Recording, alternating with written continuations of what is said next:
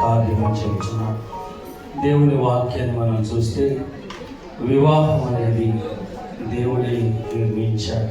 ఎందుకంటే it is not good to see man is alone అన్నాడు. దేవుని బిడ్డలారా, నరుడు ఒంటరిగా ఉండుట మంచిది కాదని వారి కొరకు సాధ్యమైన సహాయం వారికి దేవుడు చేయనుకున్నాడు. కనుక వివాహం అనేది దేవుని బిడ్డలారా, దేవుని యొక్క ప్రణాళిక, దేవుని యొక్క ఉద్దేశం నుంచి పుట్టుకొచ్చింది.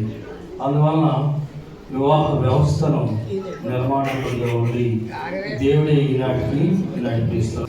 అలాగే దేవుని వాక్యాన్ని మనం చూస్తే లాభం బెతూయేలు ఇద్దరు కూడా అంటారు, ఇది యెహోవా వలన కలిగిన కార్యం, నేను అవునని కానీ కాదని కానీ చెప్పజాలమన్నా.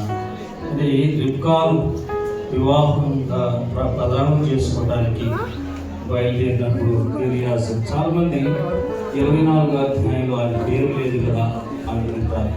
కానీ 15వ అధ్యాయంలో అబ్రహాం అంటాడు, తమస్సు ఎలియాజు దేవుని బిడ్డలారా, వివాహం మరి జరిగించడానికి కోరుకున్నప్పుడు అబ్రహాం ఎలియాజును పిలిపించి తాను ప్రమాణం చేయించుకొని, నా యొక్క స్వకీయుల్లో వెళ్ళి నీవు నా కుమారునికి మరి మంచి దేవుని వలన జరిగిన ఈ సమాచారం అంతా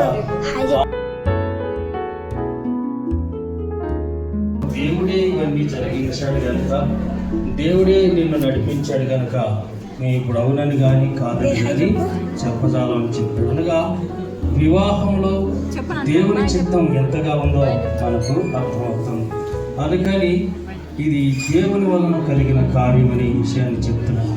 దేవుని బిడ్డలలో మనము ఇలా స్టేజ్ మీద చేస్తున్నాం, కానీ మామూలుగా అయితే అబ్బాయి లేకుండానే ప్రధానం చేసుకున్నాం.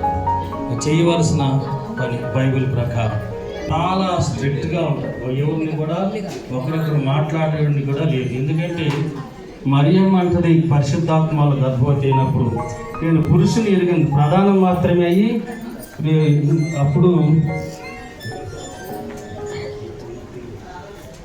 దేవునికి స్తోత్రం కలుగును గాక, ప్రధానం మాత్రమైంది కానీ